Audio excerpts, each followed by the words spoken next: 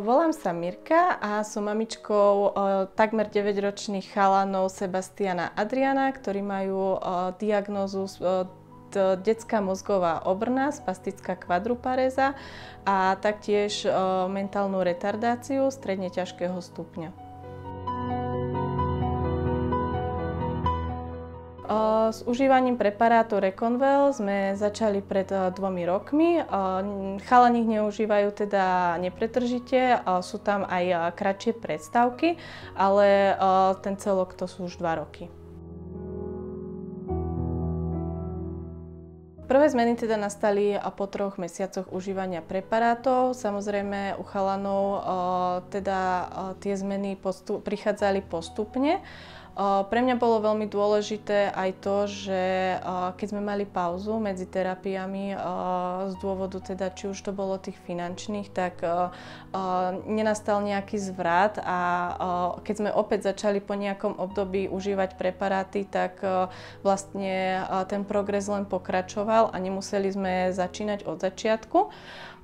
U Sebastiana, ktorý je teda narodený ako prvý z dvojčat, bolo hlavne takou veľkou zmenou to, že začal sa aspoň pre nás oveľa lepšie vyjadrovať, či už na jednoduché otázky začal reagovať odpoveďou teda kladnou alebo zápornou, že vedeli sme ho teda nasmerovať k tomu, čo chce, aby dokázal vyjadriť potrebu, ktorú si teda vyžaduje, pretože do toho obdobia to bolo len o tom, že si všetko vyžadoval pláčom, kríkom, teda pišťaním a pre nás bolo veľmi náročné odhadnúť, čo si konkrétne teda v tom čase vyžaduje. Taktiež začal byť trpezlivejší, vnímavejší a naozaj poviem, že z obidvoch chalanov sa stali takí huncúti. Na tej druhej strane tiež jeho brat Adrian začal byť vnímavejší. Tam sme mali pred začatím teda užívania terapie Reconvelom dosť problémy aj s očným kontaktom, dosť sa vyhýbal teda aj kontaktu s ľuďmi, bol taký uzavretejší a tu boli teda pre nás také najcennejšie tie zmeny, že začal byť otvorenejší, prístupnejší aj voči cudzím ľuďom, teda nielen k rodine a začal byť teda aj pozornejší, viac načúvať tomu, čo sa aj deje na doplnkových terapiách. U nás napríklad vlastne u Adriana nehrozilo niekedy, že by chvíľku pozorne posedel a napríklad pozrel si rozprávku. Čiže aj toto bol pre nás taký zvrat vidieť ho, že naozaj na tú chvíľku sa stíšil, prestal len teda vlastne bol veľmi teda taký aktívnejší, hyperaktívnejší stále v pohybe a keď sme videli teda tú zmenu, že dokázal sa trošku aj utíšiť, skľudniť, sústrediť na aktivity, ktoré sa od neho vyžadovali, tak to bol pre nás taký najväčší prínos a teda aj samozrejme je. Tým, že začal sa viac, teda dokážeme už na ňom odsledovať tú potrebu, kedy potrebuje ísť na vecko, hlavne čo sa týka veľkej potreby. Takže aj to je pre nás veľmi prínosné. Niekedy naozaj vyžiada sa sám, niekedy je to, ale dokážeme si to teda my rodičia už v domácom prostredí odsledovať.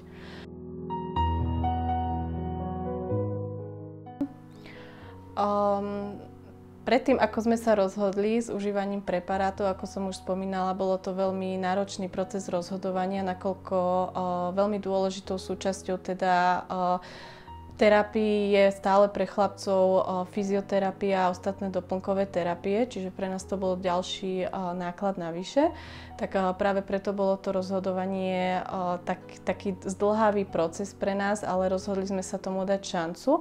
Ale bolo to rozhodnutie, ktoré my neoľutujeme, pretože naozaj vidíme v tom zmysel, práve preto sme aj odhodlaní pokračovať ďalej, získavať aj tie finančné prostriedky, pretože Reconvel sa už stal naozaj súčasťou terapií, ktoré chalani potrebujú, pretože pre nás je teda dôležitý nielen ten progres v ich napredovaní, teda v tom vývoji nielen po fyzickej stránke, ale taktiež vlastne dôležitou súčasťou je aj tá mentálna stránka a práve z tohto dôvodu teda budeme určite pokračovať v užívaní preparátov aj naďalej, pokiaľ nám to teda bude možné, aby sme teda vlastne opäť sa dostali bližšie k nášmu vytúženému cieľu, pomôcť čo najviac chalanom k samostatnosti.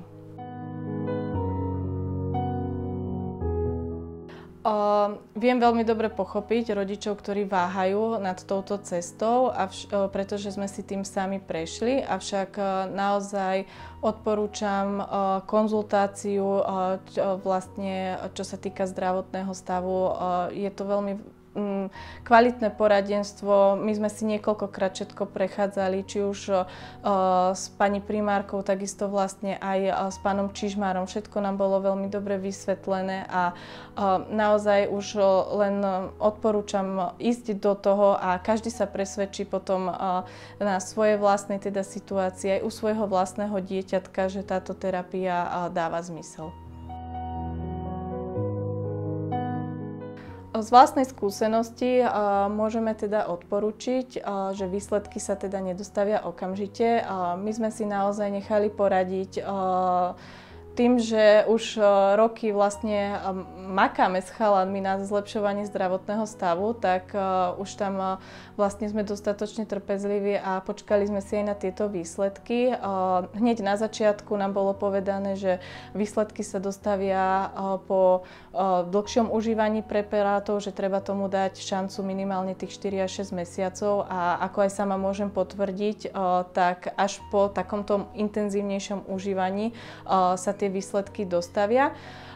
Taktiež sme vlastne, ako som spomínala, nemali neustále tú príležitosť užívať preparáty, poviem to tak, bez pauzy, ale ako vravím, ani tá pauza nespôsobila nejaké škody alebo nenastal nejaký zvrat, čiže ak sme sa opäť po niekoľkých mesiacoch potom k terapii vrátili, tak vlastne chalani ďalej napredovali. Takže určite môjim takým odkazom je hlavne to, že vytrvať a dať šancu vlastne, nech sa tie výsledky postupne ukážu.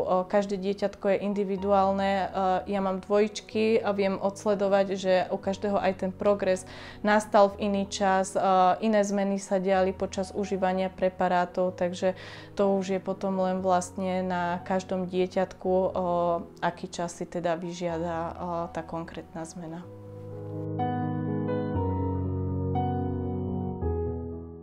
My sme stáli na takom mŕtvom bode, hlavne čo sa týka komunikácie s deťmi a to nás brzdilo aj v ostatných terapiách. Čiže či už to bola spolupráca s fyzioterapeutmi alebo špeciálnymi pedagógmi, boli sme na takom bode, kde sme sa už teda nevedeli nejako posunúť ďalej. Čiže práve z tohto hľadiska to má pre nás obrovský význam a bol to pre nás neskutočný krok vpred, že sa môžeme aj posúvať.